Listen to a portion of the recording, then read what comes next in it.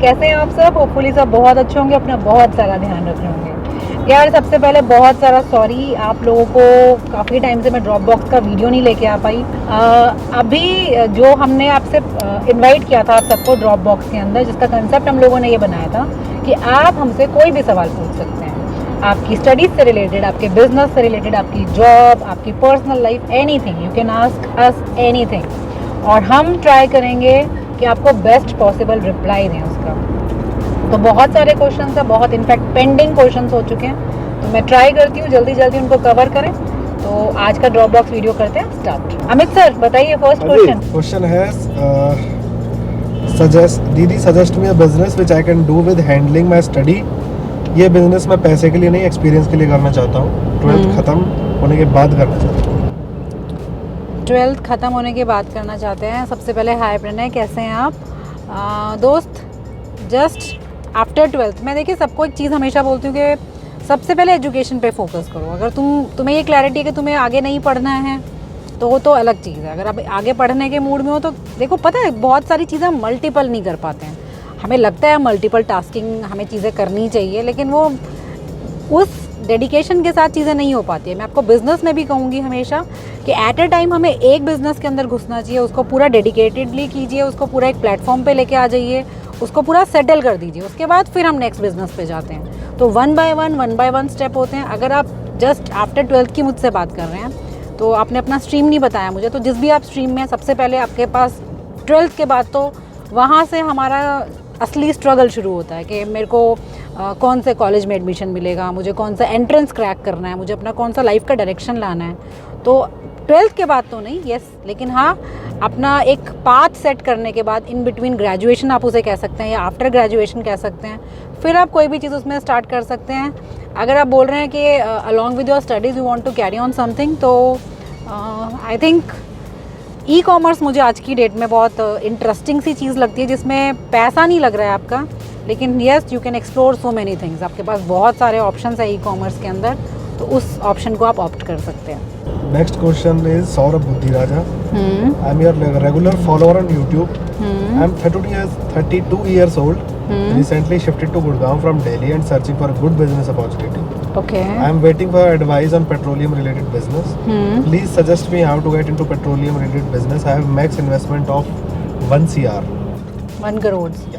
Okay, सबसे पहले हाय, कैसे हैं आप? देखिए दोस्त, अगर आप 1 करोड़ की इन्वेस्टमेंट की बात कर रहे हैं तो अगर पेट्रोलियम बिजनेस में, तो आपको मैं सजेस्ट करूंगी कि आप एलपीजी की तरफ जा सकते हैं। एलपीजी बिज़नेस में अगर आप 1 करोड़ तक का आपका है तो आपका हो जाएगा वो। एलपीजी आप ट्राई कर सकते हैं। हिंदुस्तान पेट्रोलियम, भारत पेट्रोलियम और इंडियन ऑयल, तीनों के अंदर आपके पास ऑप्शन है। पेट्रोल पंप में अगर हम लोग जाते हैं तो वहाँ पर इन्वेस्टमेंट इसको क्रॉस करेगी, तो वो चीज़ आप नहीं कर सकते हैं। इसके अंदर इसके प्रोडक्ट्स का भी बिज़नेस बहुत अच्छा है, जिसमें लुब्रिकेंट्स वगैरह के ऊपर काम किया जाता है, आप उसको भी ट्राई कर सकते हैं। तो ये 2-3 चीज़ें हैं जो आप कर सकते हैं विद इन 1 करोड़। और 1 करोड़ में तो आपके पास और भी काफ़ी सारे बिजनेस ऑप्शन है दोस्त। पेट्रोलियम में मगर आप यही चीज़ें कीजिए, एलपीजी को कंसिडर कर सकते हैं। सीएनजी अगेन वो भी थोड़ा एक्सपेंसिव पड़ेगा आपको, आप उसमें नहीं जा सकते हैं। इलेक्ट्रिक चार्ज स्टेशन भी आपको थोड़ा सा कॉस्टली पड़ेगा, वो भी नहीं हो पाएगा। Yes, LPG.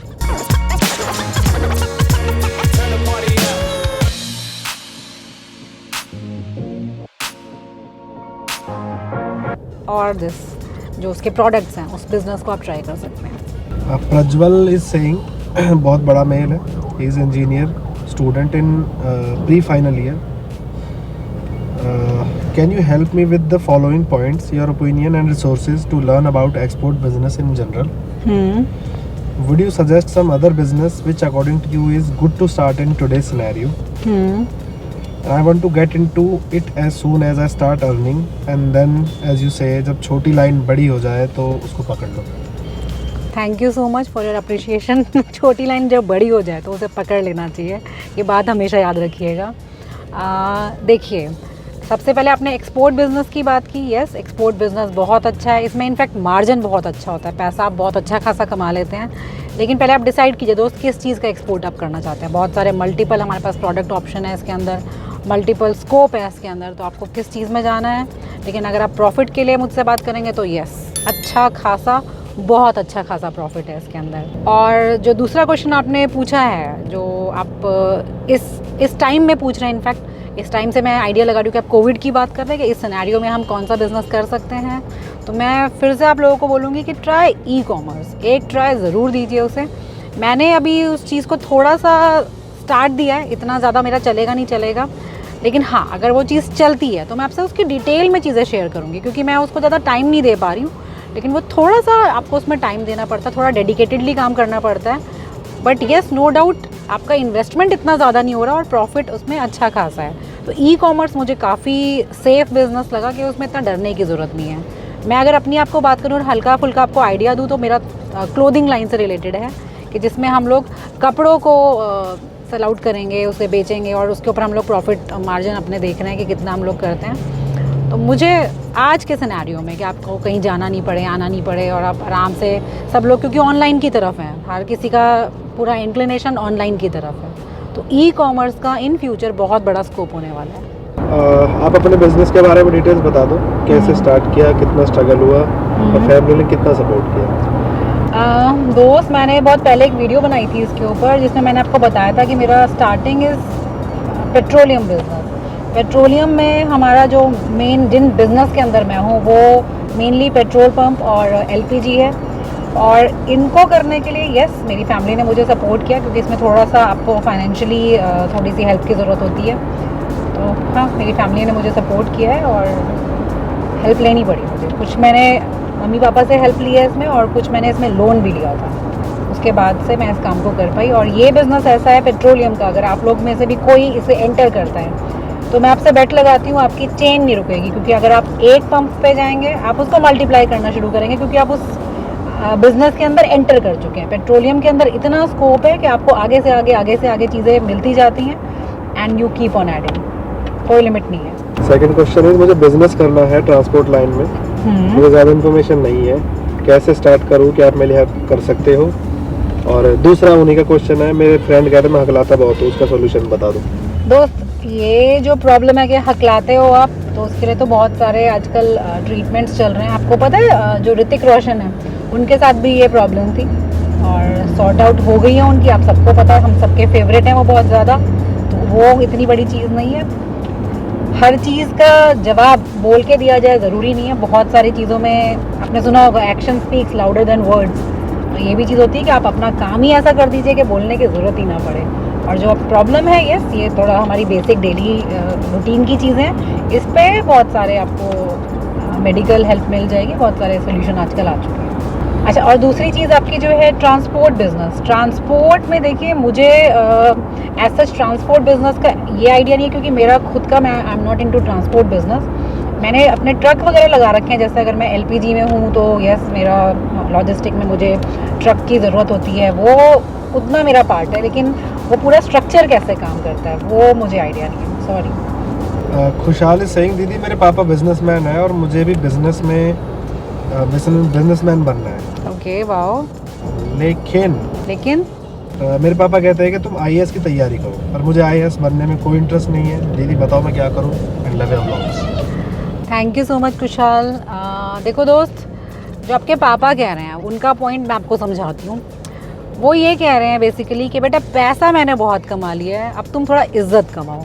क्योंकि जो ये आईएएस वाला होता है ना, ये मेरे डैड भी मुझे बड़ा कहते थे कि तुम आईएएस बनो, तुम्हें वो नशा नहीं पता, बहुत रिस्पेक्टेबल जॉब होती है।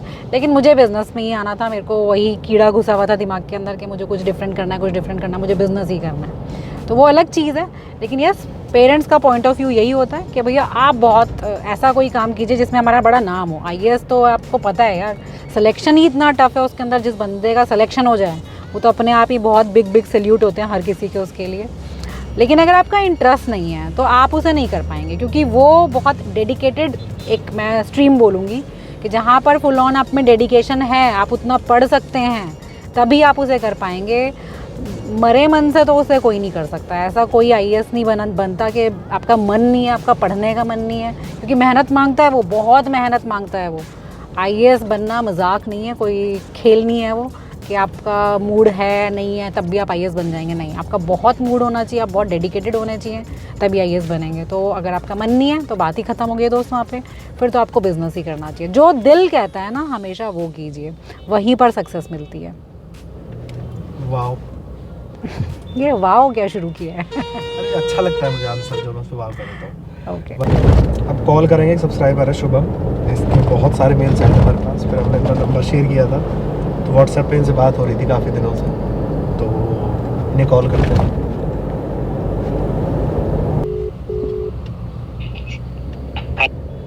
हेलो, नमस्ते दीदी। कैसे हो?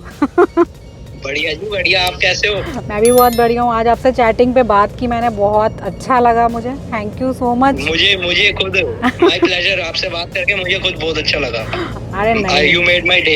अरे थैंक यू सो मच, तुमने मेरी बड़ी हेल्प करी है भाई। तुम जैसे सब लोगों ने मिलके, तुम्हारे वो छोटे छोटे मैसेजेस, इतना छोटे तो नहीं, अच्छे खासे बड़े बड़े मैसेजेस, मेरे को इतना तुम लोगों ने हेल्प करी है कि बता नहीं सकती, वर्ड्स नहीं है मेरे पास। हाँ जी मैम, बस वही होता है, जो बंदा काम आ जाए याद रह जाती है बस। टाइम तो सारे निकल ही जाते हैं। और तुम्हारा, मैं अभी YouTube पे हम लोग वीडियो बना रहे थे YouTube के लिए, तुम सबके लिए, तो मुझे तुम्हारा ध्यान आया कि मुझे तुमसे ज़रूर बात करनी है कि तुम अपने बारे में थोड़ा सा खुद बताओ। मेरा नाम है शुभम। अच्छा, शुभम नाम है। और हाँ जी मैम। अब तुम्हारा पैरालिसिस वाला कैसा चल रहा है शुभम? ठीक हुआ है कुछ या क्या चल रहा है उसमें, मुझे थोड़ा सा हाँ जी मैम, काफी रिकवरी है। बाकी अपना पहले तो बिल्कुल जीरो प्रोग्रेस थी, तो आज की डेट में एक्सरसाइज वगैरह करके पापा ने, भाई ने, सबने, दीदी ने, मम्मी ने, सबने जो कुछ करा है, डॉक्टरों ने तो बिल्कुल जीरो कह दिया था। फैमिली ने बहुत हेल्प करी है। सब जो किया फैमिली ने ही किया है। हाँ, ये हमारी बात हो रही थी आज के पेरेंट्स आर लाइक ब्लेसिंग, कि परिवार ऐसी चीज़ होती है, माँ बाप ऐसी चीज़ होते हैं कि बस कुछ, फिर बहुत ब्लेस्ड हो भाई दोस्त। हाँ जी बिल्कुल, उससे ऊपर कुछ नहीं है। राइट। चलो शुभम, गॉड ब्लेस यू, बहुत ध्यान रखिए अपना। और तुम्हारी जो पॉजिटिविटी है ना शुभम के लिए आपको बताना चाहूँगी मैं, शुभम को पैरालिसिस हो गया था 13 इयर्स की एज में। उसने मुझे बताया कि दीदी नेगेटिव नहीं होना है, परेशान नहीं होना है चीज़ों से, कि मेरे से बुरा नहीं हुआ आपके साथ, लेकिन आपको बहुत पॉजिटिव रहना, सब ठीक हो जाता है। तो यार ऐसे प्यारे लोगों ने मुझे इतनी जल्दी ठीक किया है, इतना अच्छे से मैं रिकवर हुई हूँ कि एकदम, तो पहले तो मैं डाउन मार गई थी शुभम, मुझे लग रहा था मैं छोड़ देती हूँ YouTube, मेरे बस का नहीं है भाई। अरे नहीं, वो बस टाइम, कभी सबके साथ कोई ना कोई ऐसा होता ही है कि लगता है वो सब गिव अप कर देते हैं, बस वो उसी टाइम से निकलना होता है और कुछ नहीं करना। और तुमसे मैंने प्रॉमिस किया था शुभम, तुम मेरे डिलीवरी में अगर आए X7 की तो बहुत अच्छा लगेगा, नहीं आओगे तो मैं खुद आऊंगी तुमसे मिलने। नहीं मैम, आ नहीं पाऊंगा। हाँ, मैं आऊंगी, पक्का आऊंगी, पक्का डन, बिल्कुल आएंगे, ड्राइव करेंगे दोनों, एंजॉय करेंगे। हाँ जी बिल्कुल, ठीक है, बिल्कुल राइड करेंगे आपकी गाड़ी, पक्का। Okay Shubham, bye bye, god bless you, bye. बिल्कुल जी, आपको भी। Thanks for calling. Okay dear, bye. हाँ दोस्त, ये जो शुभम है, ये बहुत मेरे को टच किया इस लड़के ने, बहुत ज़्यादा दीदी करके। एक तो आप लोग मुझे इतना प्यार करते हो, बिल्कुल मुझे लगने लगा तुम्हारी बड़ी बहन हूँ सबकी मैं, चाहे आप मुझसे बड़े चाहे मुझसे छोटे, मेरे को ऐसे ही लगता है तुम सारे मेरे छोटे भाई हो। अच्छा, और दूसरा ये कि मैंने आपको बताया ना कि वो खुद लाइफ में एक बहुत क्रिटिकल फेज़ में है, खुद उसकी चीज़ें बेचारे की उस तरीके से नहीं है जैसे हम बोलते हैं कि यार, कई बार बोला जाता है हमें कि हमारा शरीर बड़ा फिट है तो और क्या चाहिए हमें, तो वही वाली चीज़ है कि उस चीज़ पे वो कहीं ना कहीं बेचारा लैक करता है। और उसके बाद भी despite of all these things वो इतना पॉजिटिव है ज़िंदगी को लेकर कि अब रिकवर करने लग गया है, और मुझे समझा रहा है, मुझे इतने प्यार से समझा रहा है कि दीदी क्यों यार, ऐसा भी क्या हो गया, कुछ नहीं होता है, चलता रहता है, ठीक हो जाओ बिल्कुल। तो थैंक यू सो मच।